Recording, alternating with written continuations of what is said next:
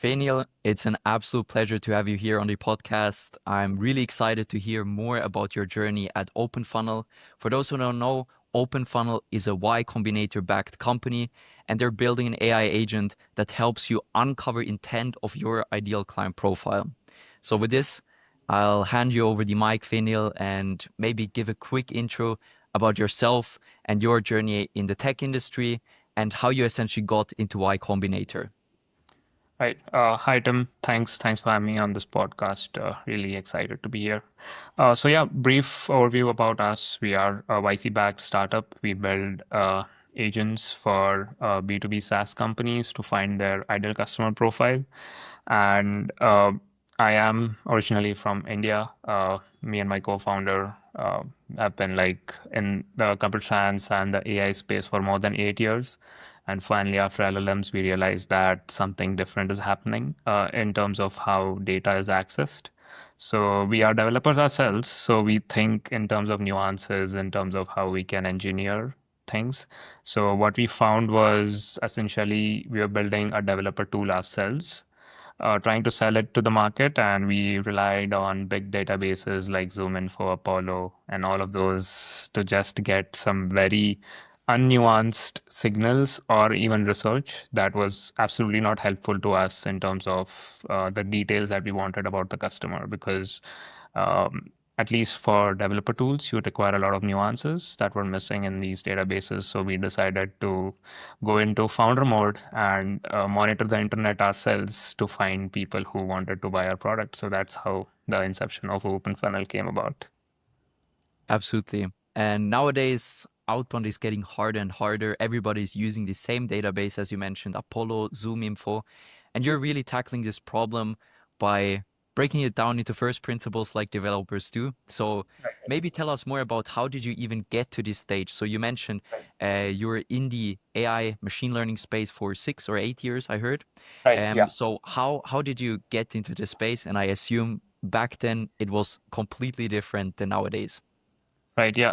Two parts to that question. The first one is yes, the reliance on static databases, and the like you cannot basically have the same database with the same information being sent to the same people and expect conversions.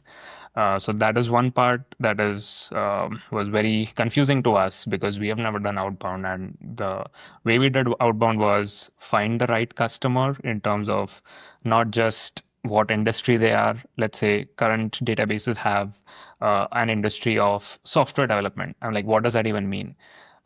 What is e-commerce? E-commerce. So if you go on LinkedIn today, even the LinkedIn database, e-commerce is an extremely broad category. It involves people having an e-commerce catalog online. It involves people giving services to e-commerce. It involves XYZ, that is everything under the e-commerce umbrella. So you cannot dive deeper.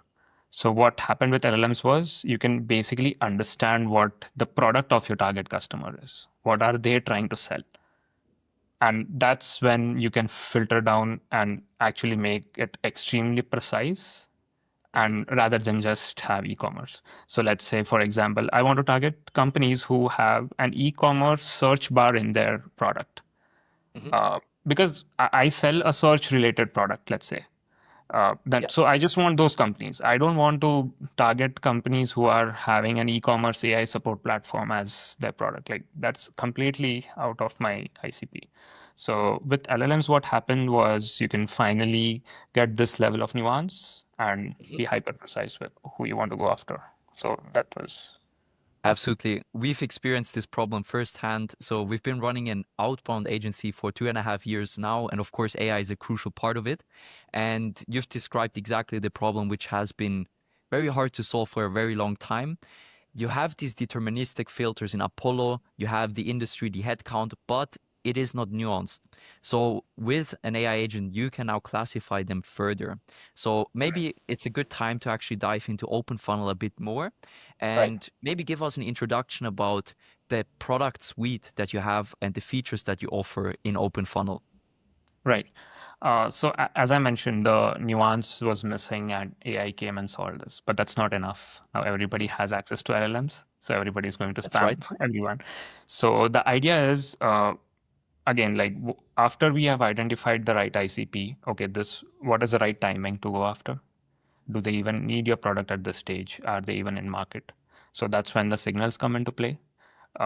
So what we do is signal first prospecting, wherein like you come onto the platform, you do not give us a list of accounts. You tell us what the signal is, and then Mm-hmm. we'll get you the companies that fit that signal. So, for example, let's say I sell a product that is useful to companies who are maybe going from sales led motion to PLG motion. So you come onto the platform, and just what you need to do is I want to target companies transitioning from sales led motion to PLG motion. That's it. And we give you autonomous companies in your ICP range in terms of employees and all of that.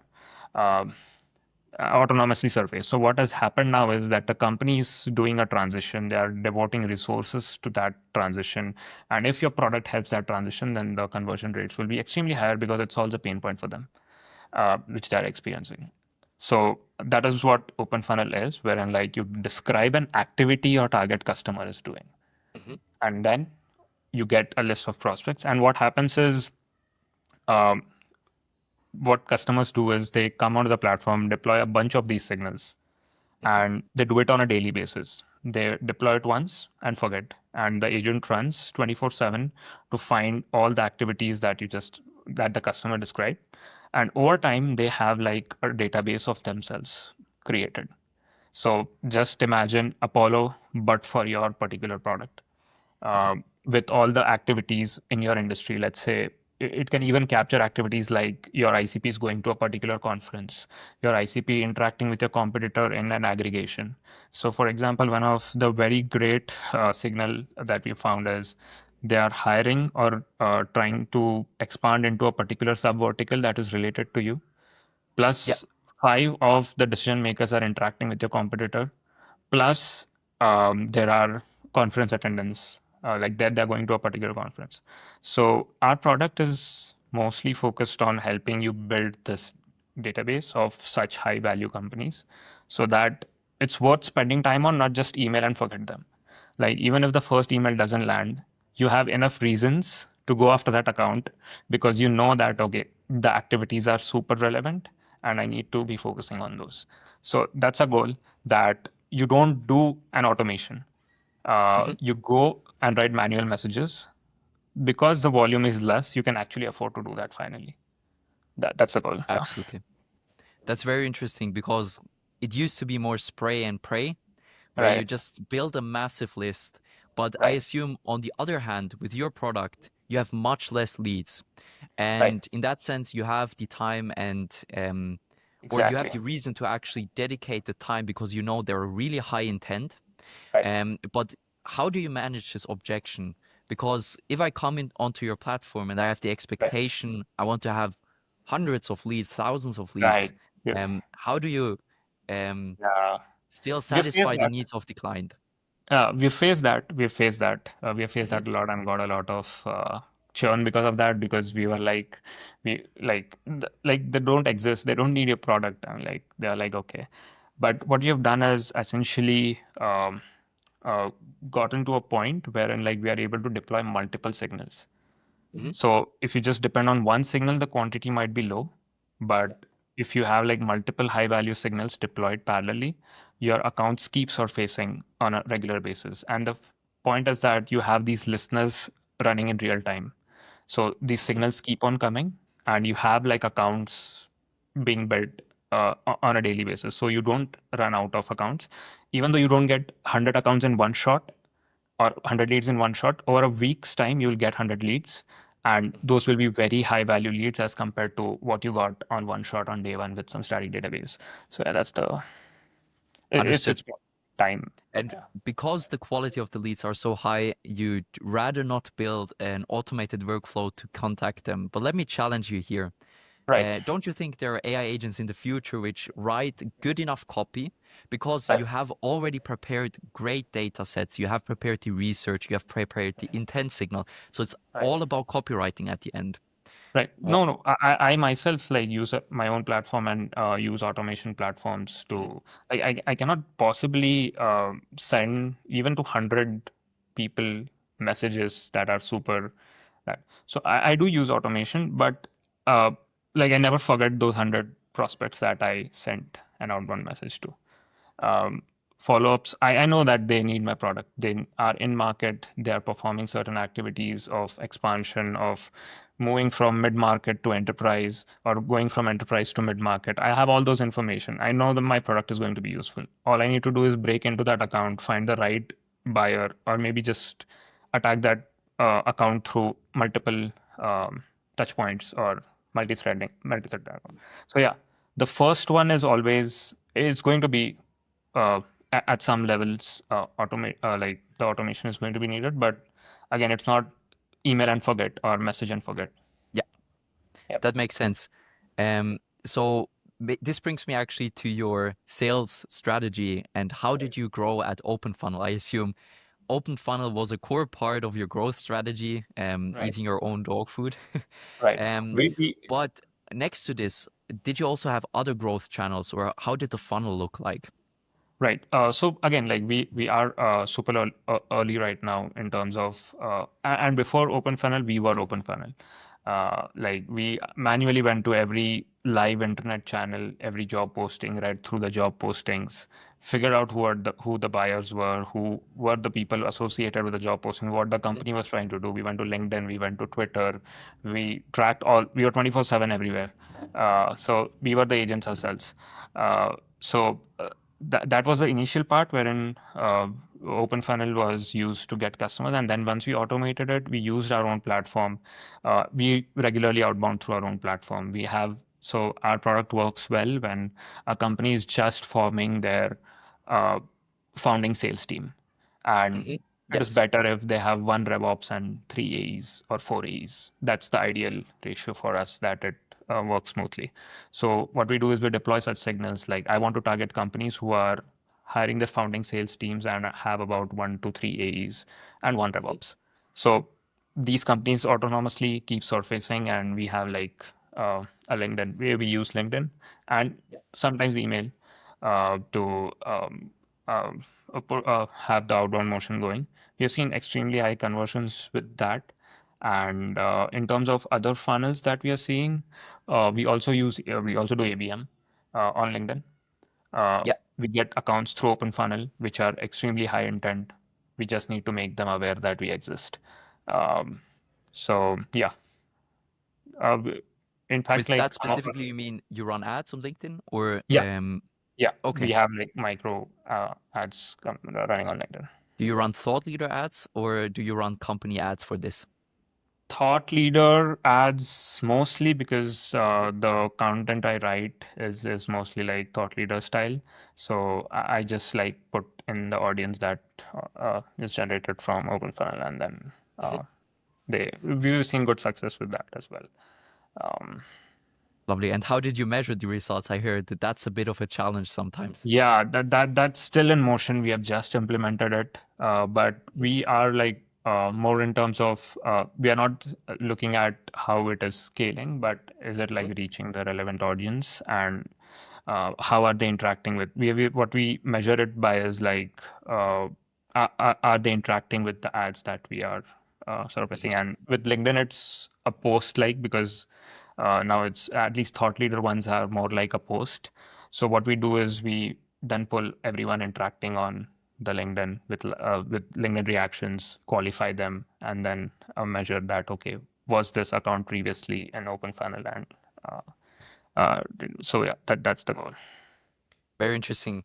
So it seems like you have a very LinkedIn focused Right, go-to-market strategy, right, which makes definitely sense because that's where right, your ideal client profiles live. right. So tell me more about your future plans. At the moment, is it just you and your co-founder, or do you have already a founding team? And how are you growing your team out? Right. We have two founding engineers and two co-founders. So the team is for right now. We have advisors and angels in the GTM Mhm. side who advise us, get us warm intros, and help us go up market. But mostly it's been uh, good with warm referrals from existing customers who have stayed for more than 3 months and just rave about a product. That's awesome. So word of mouth motion is already Yeah, happening. that's the, like, at least initial stages. That's the best way to do it. It seems like you're taking more a passive approach in sales. Is it because you're still not confident that you have fully developed out the product, so you know there's more Right. coming, and once we Right. have this timing, we want to scale faster? Or what is the Right. thought process behind this? Right. So the idea is that we had like some very good scale in terms of during our YC batch. We grew Mhm. extremely fast, but then we realized the big problem in sales is retention. And we didn't want, and we are developers, like so our metrics are always how many actions are being taken on the platform Mhm. and how regular are they. So until that is kind of optimized, although in like sales, like conversion is the god metric or the end metric, but we also want to have like customers regularly come on the platform and try different things. So our focus right now is on heavy retention, Mhm. um, and maximizing that so that the product is more near to retention than, because scaling is easy. In sales, people have a lot of budget. Getting to a particular ARR mark is more easier than retaining the existing customers, keeping them happy.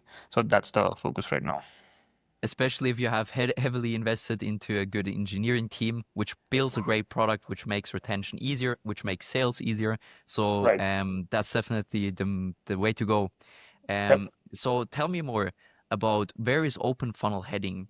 What kind of features can the people expect? And probably this brings me to the second question. So it would be great to answer the both one. Where is the overall space heading, and where do you see OpenFunnel within this space? Right. So as I mentioned previously, like our goal is to help companies build their own personalized GTM databases. Yeah. Um, so what we have seen initial successes with, again, like companies like dev tool companies who work with us and who have industry nuances. But they need like more data points to go after an account than just, let's say, a like on a post or a website visit or anything. So what we are seeing the trend shift that way as well, wherein like we are developing these databases for our customers, and the reliance on static databases going away, except for the emails and the phone numbers. Obviously, those are like they've got it once, and now it's kind of they own it. But any other data related to their industry, their activities, and all of it can be sourced in real time. And with OpenFunnel, we essentially want to help companies get any data that they want Hmm. by just a single prompt. Let's say we integrated computer use agents for prospecting, and Interesting. customers have already started using it. They come on the platform, and all they need to do is, I want to target companies who are listed on AISDR.com's website. Mhm. Simple. Your lead list is built in like half a second. We have browser agents which will go onto the website, do the clicking, do the qualification, do the enrichment with email enrichment, and then give you a list. So it's basically any data that you want. So basically, just treat the internet as a database Yeah. and not the static database as a database. So you can Mhm. get anything from the internet structured and put into rows and columns. So that is what we are going for. And yeah, that's the That's very powerful, but I think I need to mention the elephant in the room because yeah, there's a big competitor who is going right, after similar right. space. Clay with I would say already multi-billion valuation, or at least 1.6 1 billion. billion, Yeah, I think, yeah, yeah. um, is building in a similar direction. They've just released their intent signal features where you can also include custom intent signals. How do you differentiate from this big giant? Right. I mean, like, I saw the release yesterday. They released 4 signals. 3 of them were still vanilla. They just want to be in the signals SEO space so that they are ranked higher up. But I've And seen also custom signals is yeah, possible. okay, Whatever this explain. means, Okay, okay, I need to like, have a okay, look at it. yeah, exactly. So you do not know what custom signals means. Uh, if you could explain it to me, I can tell you how it's better, because again, like custom signals are, oh, custom signals. So Mhm. it's more of a marketing thing. Obviously, it'll be adopted better, but we work with users on the ground, and we are seeing that it's still, I don't know what they are building in terms of custom signals. So yeah, sure, like if they are able to, but again, like It depends on how much they're focusing on signals. They Hmm. still start with a list of accounts. They still Yeah, start with a lead list and then help you enrich, qualify, and all of it. So the mindset is different in it's terms more of signal static. first prospecting and signal first research. Hmm.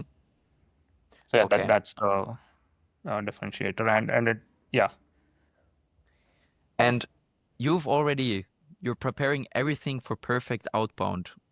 Why are you not planning to also integrate sending into it? Is it a focus question or right. It's a, what it's is a the focus thought question. process?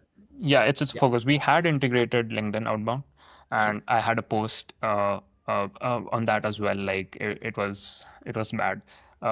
Like we were like too. So yeah, it's a focus problem. We want to be the best research signals and best quality signals, and to be on the platform. Like as I said, like no platform can just uh, get you. I want to target companies who are trying to expand their Kubernetes team and are doing XYZ in natural Hmm. language. You just do this, you get a list of accounts that exactly match this goal with reasoning, with exact sources, and all of it. So our goal is on that layer, and it takes more engineering, more time, rather than just announce to the world that we have signals. Yeah. Absolutely. So you've mentioned is a lot of engineering, and how do you manage your team in order to ship so much because you have a big roadmap ahead of you? So what is the culture? Are you remote or is Right. everybody in San Francisco in an office? Right. Right now, it's split between SF and India. Hmm. Eventually, because again, like the way we shipped faster is through heavy use of Cursor. We have like, I would say, like although two engineers on the team, but it's more like 10x that in 100%. terms of the speed. And also, what helps is the rethinking of how software is built. Even for example, if you see Clay, they still were built in a pre-LLM era. Yeah. They're trying to adapt to the LLM era. Fenil, I have learned a lot from this conversation. Thanks a lot and good luck.